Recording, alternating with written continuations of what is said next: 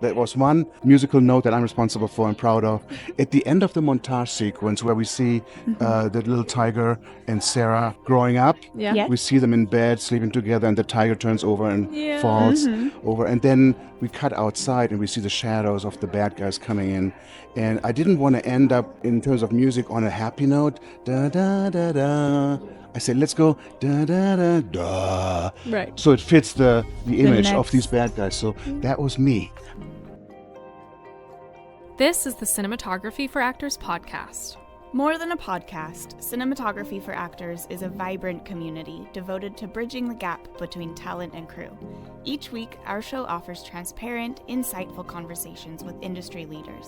We unveil the magic behind the scenes, from candid discussions about unique filmmaking processes to in-depth technical exploration. Join us in unraveling the intricacies of filmmaking one episode at a time. It's more than just cameras and lenses. We aim to inspire, educate, and empower as we peel back the curtain on the art of effective storytelling. Now on to the episode. Hi, everyone, and welcome back to another episode of Cinematography for Actors podcast, one of our shorter episodes here at Mammoth Film Festival. We are joined by our second guest today, the wonderful and talented Andreas Deja, who is the writer, director, producer, and animator of Mushka, which we had the fortune of seeing for opening night last night. Welcome. How are you? Good. Thanks for having me. Of course. And I am very excited because not only did I get emotional with you you were on stage last night as we were talking about full circle, which we'll dive into, that idea of like the full circle career and things. But it was, I'm a cat lover. And it was also just so wonderful to see the amount of passion over a decade that it took you to put this film together. How incredible. Yeah, it seems like a crazy amount of time to do one film for so long. But as I explained yesterday, the main reason was that our crew remained so small. I really wasn't able to assemble a large group, which would have cut the time maybe down in 2 to 5 years. People were busy. People were doing their own projects. Right. So I ended up with just being having a handful of people, and therefore it took so long. But these handful of people were really, really good, really strong. I mean, it just shows how important your collaborators are and having good collaborators who you can work with, because not only do they move the story along, but it's just wonderful to work with them through that amount of time. Yeah, You know? and I knew most of these folks from working at Disney. Yes. I mean, at one time or another way back, they worked with me on Beauty and the Beast, Lion King, Yes. Aladdin, all of those. And I was lucky, especially to have my background painter, Natalie. She ended up really painting almost 90% of all the backgrounds.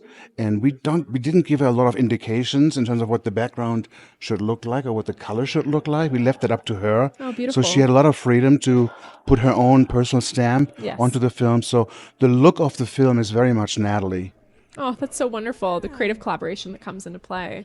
Now, I was talking to Haley last night and I whispered over to her because I knew we were going to be interviewing you today. We had Tanner, introduce you, and he had you sign some DVDs because, you have such a wonderful list of credits to your name at Disney and kind of worked there for 30 years and have done some of the most well-known villains of all time, and then also heroes with Lilo and stuff. And so I just wanted to ask you, and I told Haley this, how do you start a villain? What are the key characteristics of villain building as an animator? You know what? That's a good question. And that's an important thing to think about. How do I make a villain interesting? Because you cannot simply make them bad. Yes. That's boring. If the villain just slaps people or says bad things, they have to be interesting. There has to be more than just being bad. Maybe they have a strange sense of humor, or they have a sidekick who they talk to, or they're arrogant, or you have to really find within this evilness an individual personality. So when you look at my three villains, Gaston, Jafar, and Scar, they are kind of different from each other. Gaston was so pompous. Everything was just about himself. Right. That's it. He's only into himself. So that was a nice angle. The arrogance of that, Right. and the vanity. And then Jafar was just power hungry. He would do anything to be the number one person in the country, in the world, so to speak. Yes. So there was that. And then Scar was special because he was smart. Right. When you combine evil and intelligence, then they become extra dangerous. And also with that wonderful voice of Jeremy Irons that I had to work with, where I swear every sentence that he said, every line was just a joy to work with because it was so full of character. Yeah. He's an actor who can make even a dialogue that is not so well written sound amazing because Yeah. he just has a way with words. So he was probably my favorite voice that I ever worked with. And do you have multiple takes of that voice for potential ways in which you change the animation, and then you see what works best based off of how the actor has done a few different takes of it? Yes. So of course we have the actors say certain phrases, so actually all of them several times. Yeah. And even often it's the case that the actor or the actress would even say themselves, "Can I do it like one more time or two Right. more times? I don't think I hit it right on the nose." And then we let them. Yes. And so we have options, and pretty much in 99.9%, I agree with the directors which take is the strongest one, Okay. because it's kind of obvious, you know, Yeah, which has the right. most juice and the most personality. And then they're giving me the audio, and I listen to that quite a few times, close my eyes, and just imagine with images how I could illustrate that, how I could come up with the acting for this particular line of dialogue. So the process at Disney is you are animating to dialogue. Is that the same process you used for Mushka? Did you have voice actors first? Yeah, because I was used to that kind of pipeline and that way of working. So we did storyboard the film first. A storyboard is like a comic strip, Yes, you know, where yeah. nothing is moving yet, just still images to set the story. We did that first, and then we had the voice actors come in. Tanner, of course, was a part of that. And then I would do the same thing. I would listen to that recording and let that inspire me on how I would move the character, what expressions I would use, and all of that. It's funny because most people think it's the other way around. That, Right, Right. for sure. that we yeah. animate and then the actor comes in and does sort of a voiceover. An ADR type of Yeah, it's not. It's situation, actually yeah. the other way around. That's Okay. beautiful. We have some exciting news.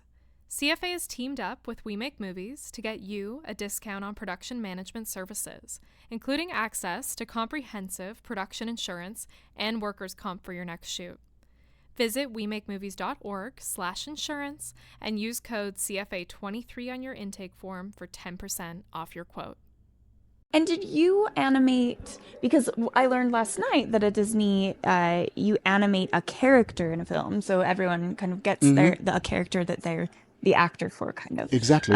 Did you animate everyone in Mushka, or did you also have a few people taking on different characters? It was a little bit different on Mushka. First of all, at Disney, when I would do a character like, let's say, Jafar, I didn't do every single scene because there's so much footage that I needed help. Yes, So yeah. for each of the villains, I had about 5 other animators who helped me. Great. Your project manager. Supervising. I'm supervising, but I'm also doing most of the scenes myself. So Wow. we're kind of busy guys. We're doing our own footage plus supervising the others. Yeah. And then something that comes into play is that everybody draws a little differently. Yes. And that's normal, but in the end, it should look like one character. So then Yes. it's my responsibility to say, okay, so-and-so just did that scene, but Jafar looks funny in that the eyes are too far apart. Let me redraw that. Wow. So I have to do that too, Cleaning you that know. up, yeah. Now, one of the things I really wanted to ask you was you brought up that from when you were 10 and saw The Jungle Book, it was 10, I think, you wanted to be an animator and work at Disney. And they told you, you sent them an email and you asked them and said, how do I work with you guys? What should I do? Where should I go to school? And they came back and they were like, do all of these things. They responded. And then they also said, don't send us Mickey Mouse. Please have your own voice, have your own characters, come with your own talent and your work. How would you define, with Mushka being, you know, your project outside of Disney and in your own film, how would you define what your voice is as an animator or what your style is, how you like to animate and act those characters out? Well, with Mushka, I found myself, I'm still an animator. I animated most of those characters. I wasn't able to focus on one. I had to do Sarah and the grandmother. Yes. Kind of all of them. Of course, I had help again by others who helped me to finish the whole film. But I had to become a filmmaker, so I was involved in story. And I was involved in music and giving notes on music, which I'd never done. Yes, yeah. If you remember, for example, there was one musical note that I'm responsible for and proud of. At the end of the montage sequence where we see the little tiger and Sarah growing up, Yeah. Yeah. we see them in bed sleeping together and the tiger turns over and Yeah. falls over. And then we cut outside and we see the shadows of the bad guys coming in. And I didn't want to end up, in terms of music, on a happy note. Da da da da.